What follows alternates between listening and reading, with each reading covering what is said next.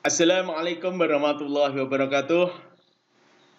Alhamdulillahirabbil alamin wassalatu wassalamu ala sayyidina Muhammad. La haula wala quwata illa billahil azim. Jumpa lagi dengan siswa Yudianto Channel. Yang kedua, sholawat serta salam tetap terlimpahkan kepada junjungan Nabi Agung Muhammad sallallahu alaihi wasallam. Dalam kesempatan kali ini saya akan mencoba mempresentasikan, mengarahkan, ikut berdiskusi untuk mahasiswa, yaitu mengetengahkan judul presentasi online. Karena suasana COVID-19 ini, tugas mahasiswa dilaksanakan secara online, ada juga yang tugas akhir, penelitian, itu juga dilaporkan secara online. Maka dari itu saya mencoba mengetengahkan judul ini, semoga ada manfaatnya. Tapi untuk melanjutkan, jangan lupa simak terus, like, komen, subscribe, dan jangan lupa loncengnya. Tonton sampai habis penjelasan ini agar tidak terjadi kesalahan. Oke, saya lanjutkan. Dalam presentasi ini, presentasi online, hasil penelitian, poin-poin yang wajib dijelaskan adalah yang pertama, latar belakang masalah atau dasar pemikiran. Seperti yang sudah saya ungkapkan di YouTube saya tentang membuat judul skripsi yang unik dan menantang, juga langkah-langkah membuat latar belakang masalah. Kalau Anda sudah menyimak YouTube itu, tentunya tidak ada masalah lagi tentang mengungkapkan latar belakang masalah ataupun dasar pemikiran. Silakan Anda ungkapkan latar belakang masalah atau dasar pemikiran mengapa Anda mengambil suatu judul penelitian tersebut. Silakan diungkapkan teori-teorinya secara jelas dan gamblang agar kita memahami bahwasanya judul atau penelitian yang Anda laksanakan itu sangat penting dan berbobot. Seperti itu harus dijelaskan, alur pemikirannya dijelaskan sehingga dosen yang menguji logikanya itu bisa masuk, bisa diterima, seperti itu. Yang kedua adalah permasalahan yang diteliti, ingin dicari jawaban. Dari penelitian Anda yang dilakukan itu pasti ingin ada permasalahan yang ingin diteliti atau ingin dicari jawabannya. Jelaskan dulu secara gamblang, jelas, kalau bisa suaranya lantang seperti yang presentasi seperti ini, seperti itu. Sehingga Anda terlihat pede, dosen yang menguji juga antusias. Silakan presentasi secara bagus, suaranya bagus, dandan yang rapi, sehingga Anda pede. Yang ketiga adalah metode penelitian Anda secara detail. Sudah saya ungkapkan di YouTube saya tentang skripsi itu, tentang metode penelitian baik kualitatif, kuantitatif maupun literer. Silakan Anda jelaskan dari awal langkah-langkahnya seperti apa, Anda jelaskan. Kalau Anda menyebarkan kuesioner, silakan. Kuesionernya itu bagaimana? Kalau Anda melakukan penelitian kualitatif, wawancara mendalam, teknis wawancaranya mendalam, secara online bagaimana? Pernah ketemu secara luring atau tidak? Atau bertemu secara daring? bertemu secara daring lewat apa? Itu nanti juga harus ada fotonya. Nanti di bawah ada. Yang berikut adalah hasil penelitian. Hasil penelitian apa? Permasalahan yang ini harus sinkron. Permasalahan yang Anda teliti itu apa, jumlahnya berapa, kemudian hasil penelitian itu adalah menjawab permasalahan yang Anda teliti. Itu harus poinnya harus sama. Jangan sampai Anda meneliti tentang katakanlah perceraian di suatu desa, kemudian hasil penelitian di desa A, kemudian hasil penelitiannya adalah perceraian di desa B, seperti itu, semisal. Kemudian itulah yang harus Anda 4 hal itu tadi. Apa yang Anda siapkan? Perhatikan durasi waktu yang diberikan dan sesuaikan presentasi Anda. Ini paling tidak Anda bertanya dulu kepada kawan-kawan yang sudah melakukan ujian sebelumnya, atau Anda pertama kali paling tidak ya 10 menit atau 15 menit itu adalah waktu presentasi yang normal, sehingga logika yang kita bangun itu bisa alur cerita penelitian itu bisa masuk, bisa dipahami oleh orang lain. Yang kedua adalah siapkan buku pedoman penulisan, sehingga nanti ketika Anda ada pertanyaan dari penanya, dari dosen, Anda sudah siap. Loh, ini pedomannya apa? Anda menulis seperti itu, nah, tunjukkan. Ini Pak, saya berpedoman kepada buku ini. Kemudian siapkan juga buku referensi secukupnya. Paling tidak ini adalah buku-buku yang mendukung teori Anda. Teori-teori Anda yang Anda catat di buku itu. Yang ketiga adalah buku catatan ujian. Buku catatan ujian ini yang saya maksud di sini adalah buku atau kata buku kosong, mungkin dari dosen atau penguji memberikan beberapa catatan ujian, beberapa masukan, silahkan dicatat di situ. Bawa buku juga bawa pulpen, pulpennya jangan cuma satu. Nanti ketika dipakai ketika ujian, jangan-jangan pulpennya tidak bisa digunakan, Anda juga bisa gugup. Itu juga perlu disiapkan. Seperti itu ya. Yang selanjutnya adalah siapkan foto-foto penelitian.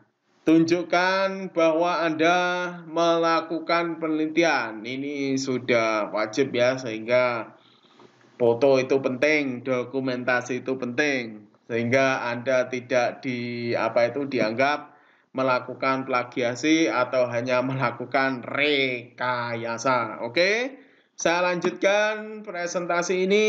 Sebagai contoh adalah penelitian saya sendiri tentang pemberdayaan badan usaha milik desa untuk meningkatkan usaha dan ekonomi masyarakat dengan pendekatan kelompok di Desa Jabon Kalidawir, Kabupaten Tulungagung.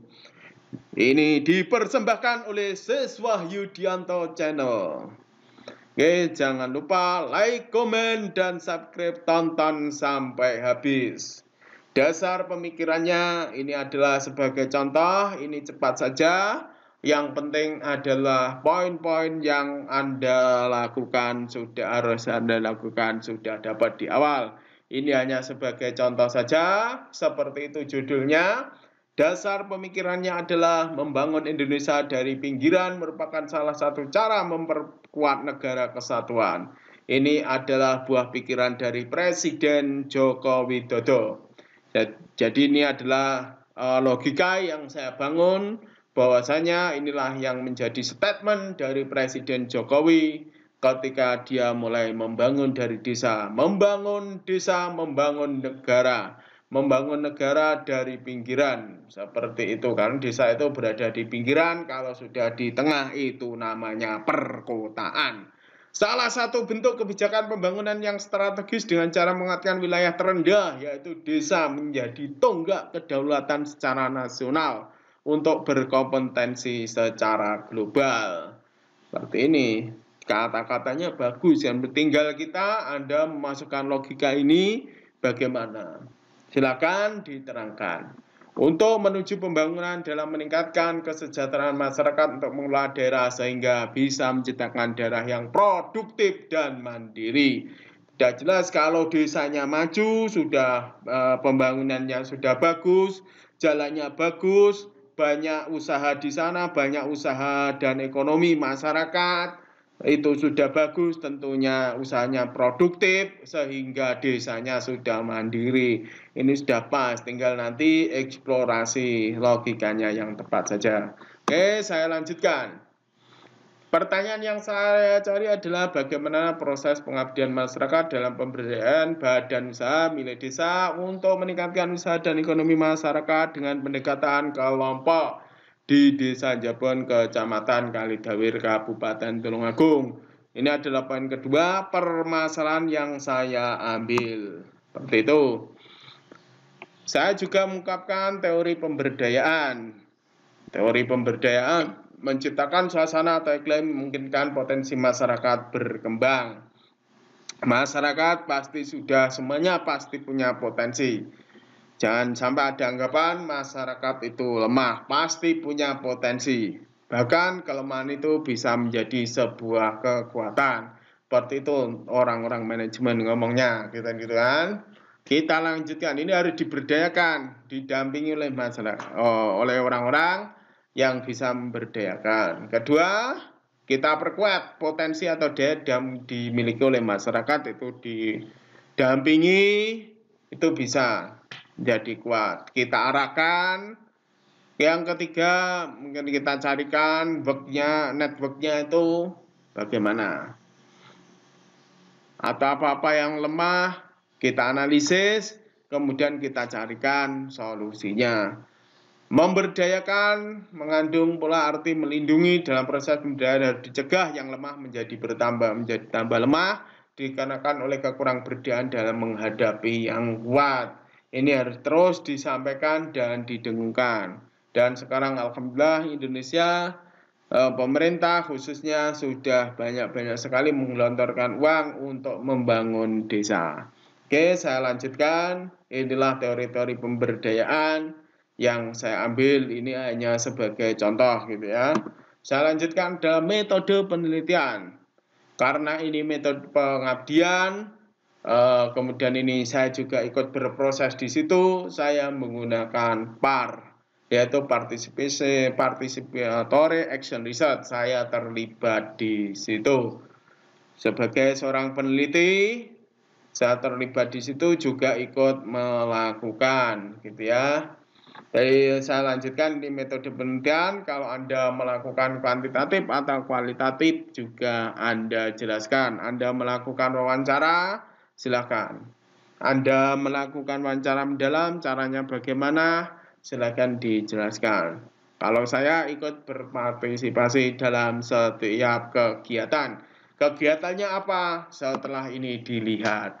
Hasil penelitian, seperti yang sudah saya sampaikan, ini adalah pemberdayaan BUMDes. BUMDesnya ada 3 hal yang diteliti adalah bidang dan kelompok gitu ya. Tadi judulnya pemberdayaan BUMDes, berdasarkan kelompoknya kita kelompokkan menjadi bidang pertanian, bidang perikanan, dan bidang komputer atau IT.